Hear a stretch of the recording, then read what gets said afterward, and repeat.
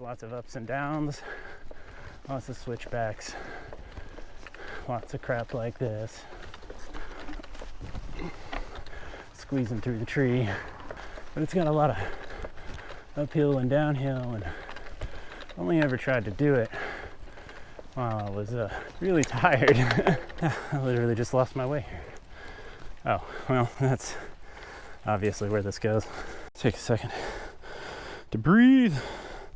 And unless you figure out how to get past the need for oxygen, and if you got a life hack for me, please feel free to hit the comments.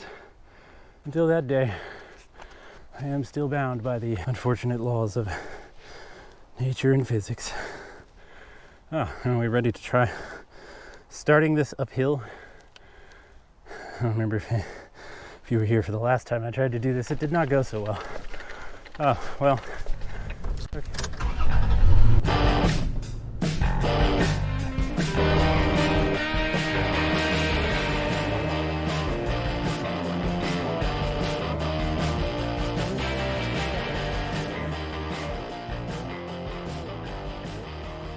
I've not ever completely ridden this. I've attempted it once.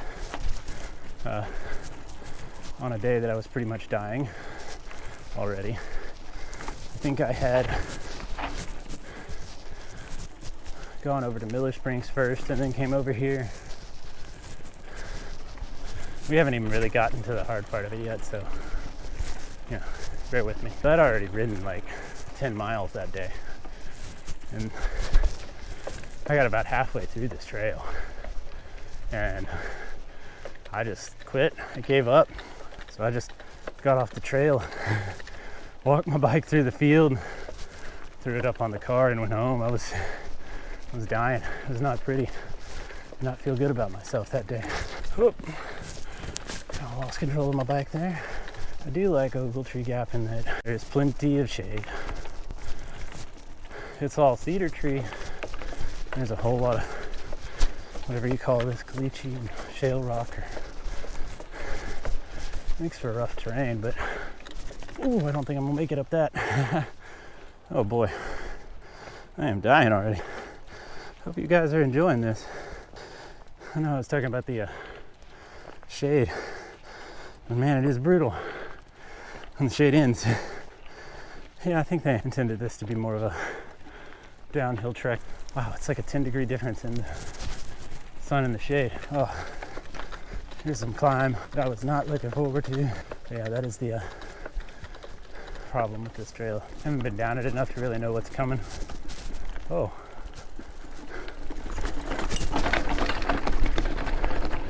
And it does things like that out of nowhere. That it turns around and comes back up the hill. Like, why? There's nothing flowy about this trail. Like, hey, you look like you need to do some work. Oh, and reward for all that work you just did. Have some more work. It's not a very rewarding trail.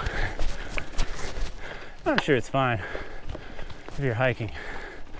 Not so much if you're riding a bike. I think somewhere there's another little offshoot trail that is also hard, like this. But honestly, when I'm doing this is just, scared the crap out of me. This is quite a bit easier than that southwest cedar trail over at Miller Springs. You remember that one, the ridiculous trail with all the rocks everywhere, but I couldn't go like 10 feet without falling off my bike. Oh my gosh. Okay, one day I'll make it to the top of this, and I'll probably have to sit down and cry. Really? Some more downhill, which you'd think I'd be happy about that, but this is that shaky loose stuff.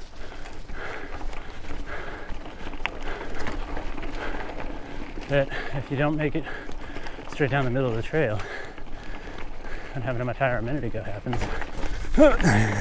just like that, and you fall off your bike.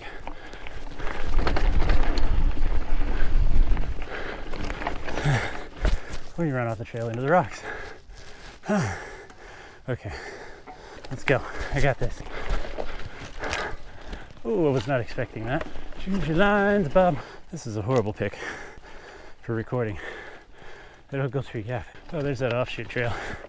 But I must apologize. I am not up for that today. So much climb. So much climb. Maybe one day we'll get to the end of it. I can lay down and cry. This is not embarrassing at all. I keep coming up on these climbs out of nowhere. I guess we could say life goals are to clean this trail. After all, that is what cleaning the obstacles is all about. Am I right? Or am I right? I take back everything I said. I think Miller Springs is much easier than this.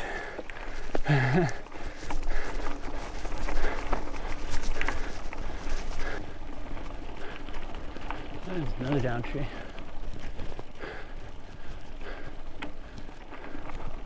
Okay, so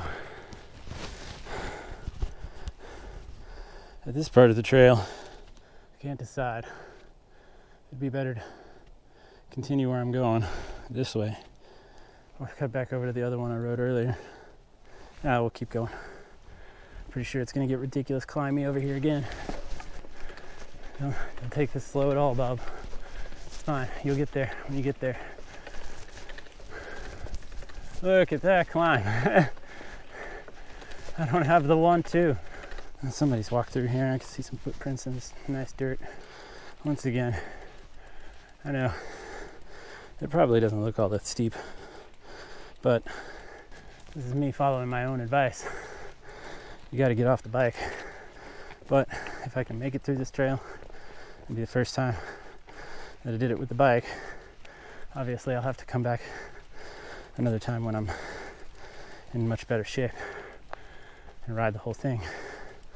But for now, I'm happy with just the progress that it is to get from one end to the other. This is too ridiculous. I am way overdue for a break.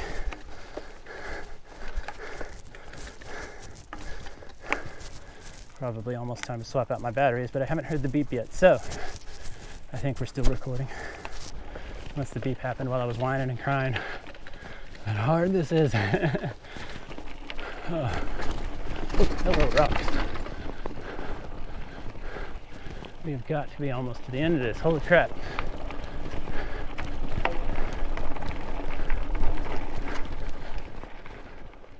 One of the probably most important things I can give you as far as trail riding goes, you should always bring snacks.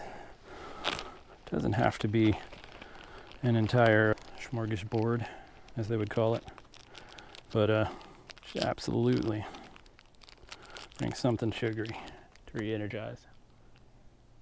So if you were watching earlier, I guess you can see that I survived. I made it to a break. This is it, sitting out in the middle of nowhere. In case you're eyeballing that, that's a jump. I don't know who thought it was a great idea to build it there, but there it is. Apparently it's been here for a long time. I saw mention of it on Trail Forks long before I even started this. The reason I say I don't know who decided to build it there, I questioned its placement because you can't see from here. I don't know, maybe I'll show you in a bit. The other side of that jump is just kind of a downhill through this caliche rock and whatever shale.